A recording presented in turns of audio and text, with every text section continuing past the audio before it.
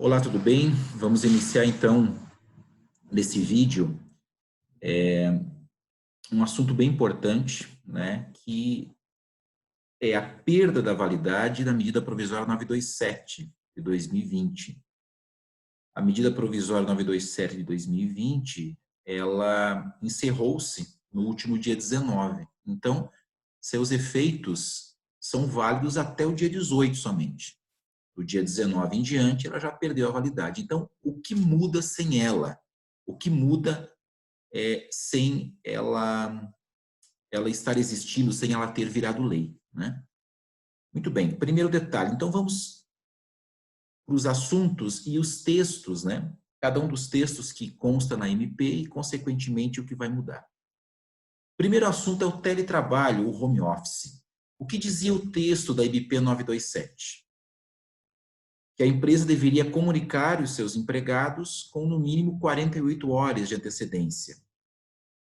E que o prazo para estabelecer o contrato, regendo as condições, né, do trabalho home office, deveria acontecer em até 30 dias.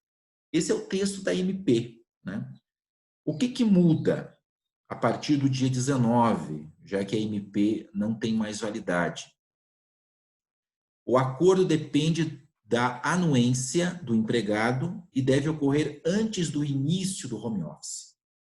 Então, durante a vigência da MP, as empresas simplesmente comunicavam os seus empregados com 48 horas de antecedência, eles iam para o home office e em até 30 dias a empresa poderia celebrar o acordo entre ela e o empregado, né, com os detalhes do home office. Mas a empresa poderia, digamos assim, impor o home office. Não impor, claro que tem que ter um acordo ali, obviamente, mas a empresa tinha a seu favor toda a situação, né, de pandemia, etc., que trazia a ela uma segurança para os seus colaboradores, colocando-os em home office. Muito bem, a partir do momento que a MP deixou de valer, né, perdeu sua eficácia, todos os acordos de home office que ocorrerem daqui para frente precisam ocorrer antes. O acordo, a celebração do acordo deve ocorrer antes e o empregado precisa concordar com isso. Tá? Então, essa é a primeiro detalhe. Segundo assunto que constava lá no texto original da MP, a possibilidade de antecipar férias individuais.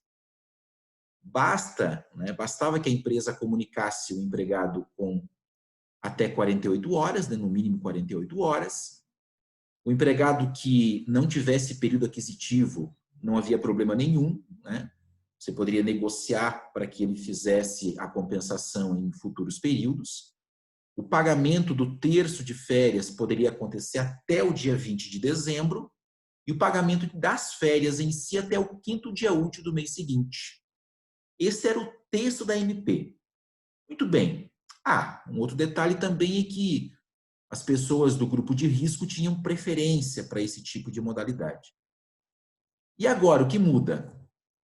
O aviso volta a ser com 30 dias, né? 30 dias antes, como já era previsto na lei. Empregados sem período aquisitivo não podem mais gozar férias, somente férias coletivas. O pagamento do terço de férias, bem como das próprias férias, deve ocorrer 2 dias antes do início das férias, né? Então, volta ao texto original da própria CLT. Temos que avisar com antecedência, temos que pagar com antecedência e etc. Férias coletivas. O que dizia o texto da MP? Muito parecido com o texto das férias individuais, né? Avisar com 48 horas, o pagamento do terço de férias até o dia 20 de dezembro e o pagamento das férias até o 5º dia útil do mês seguinte, né? Mas aqui tinha uma regrinha nova, que é a desobrigação de avisar o sindicato e o Ministério da Economia, né? Não havia necessidade de comunicar, né, durante a vigência da MP. E agora, o que muda? Aviso com 30 dias, obrigação de comunicar o sindicato e o Ministério da Economia em até 15 dias do início. né? Regrinhas que nós já conhecemos, já vem lá da CLT. Pagamento com 2 dias de antecedência, como as férias individuais. Quarto assunto, antecipação de feriados. A MP dizia o seguinte: o tempo de afastamento poderia ser compensado com feriados nacionais, estaduais e municipais, inclusive no banco de horas. E os feriados religiosos, deveria ser feito um acordo entre empresa e empregado, né, para preservar, enfim, a opção, né, de cada um, né, a fé de cada um. Com relação ao que muda, basicamente é o seguinte: o tempo de afastamento não pode mais ser compensado com feriados nacionais, estaduais e municipais, inclusive no banco de horas. Não pode mais. E falando em banco de horas, a MP trazia a possibilidade de você compensar, né, as horas folga que você desse agora, após o estado de calamidade pública, ou seja, após 31 de dezembro de 2020. O prazo para compensação era de 18 meses. Dava uma média aí, né, se fosse fazer 2 horas por dia, 2 horas extras por dia, né, o equivalente a 4 meses de folga. Muito bem, o que muda agora? O prazo de compensação, ou seja, o zeramento, é de 6 meses, né, que é a regra antiga, já prevista na reforma trabalhista. Tá? Então, precisa ser compensado em 6 meses, né? O zeramento precisa ocorrer em 6 meses. Medicina e segurança do trabalho. O que dizia o texto da MP? Dispensa de asos admissionais e periódicos, né? Você poderia realizar os exames admissionais e periódicos a partir de 28 de fevereiro de 2021. E o aso demissional só poderia ser dispensado se houvesse um aso periódico com data de até 180 dias atrás, né? Ou seja, 6 meses.